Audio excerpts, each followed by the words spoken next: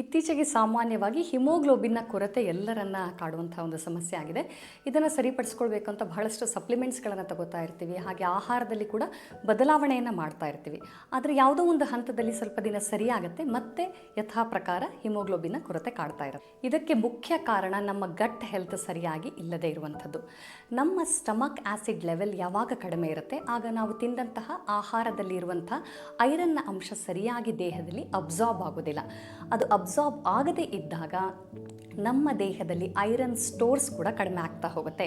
ಅದಕ್ಕೆ ನಾವು ಫೆರೈಟಿನ್ ಅಂತ ಕರಿತೀವಿ. ಇಂತಹ ಸಂದರ್ಭದಲ್ಲಿ ಲೋ ಹಿಮೋಗ್ಲೋಬಿನ್ ಹಾಗೂ ಲೋ ಫೆರೈಟಿನ್ ಲೆವೆಲ್ಸನ್ನು ನಾವು ಲ್ಯಾಬ್ ಟೆಸ್ಟ್ ರಿಪೋರ್ಟ್ಸ್ಗಳಲ್ಲಿ ಕಾಣಬಹುದು. ಸೊ ಇದನ್ನು ಸರಿಪಡಿಸ್ಕೊಳ್ಬೇಕಂದ್ರೆ ನಾವು ಸಿಂಪಲ್ ಆಗಿ 2 ಟಿಪ್ಸನ್ನು ಫಾಲೋ ಮಾಡಬೇಕಾಗತ್ತೆ. ಮೊದಲನೇದಾಗಿ, ಊಟದ ಅರ್ಧ ಗಂಟೆಯ ಮೊದಲು ಹಾಗೂ ಅರ್ಧ ಗಂಟೆಯ ನಂತರವೇ ನಾವು ನೀರನ್ನು ಕುಡಿಬೇಕು. ಊಟದ ಮಧ್ಯದಲ್ಲಿ ನೀರನ್ನು ಕುಡಿಬಾರ್ದು. ಎರಡನೇದಾಗಿ, ನಿಮ್ಮ ಊಟದ ಒಂದು 15 ನಿಮಿಷದ ಮೊದಲು ಒಂದು ಸ್ವಲ್ಪ ಹಾಟ್ ವಾಟರಿಗೆ ಒಂದು 2 ಟೀ ಸ್ಪೂನ್ಸ್ ಅಷ್ಟು ಲೆಮನ್ ಜ್ಯೂಸ್ ಹಾಗೂ ಪಿಂಚ್ ಆಫ್ ರಾಕ್ ಸಾಲ್ಟನ್ನು ಹಾಕಿ ಮಿಕ್ಸ್ ಮಾಡಿ ಕುಡಿಯೋದ್ರಿಂದ ನಮ್ಮ ಸ್ಟಮಕ್ ಆಸಿಡ್ಸ್ ಲೆವೆಲ್ಸನ್ನು ನಾವು ಇಂಪ್ರೂವ್ ಮಾಡ್ಕೊಳ್ಳಿಕ್ಕೆ ಸಾಧ್ಯ.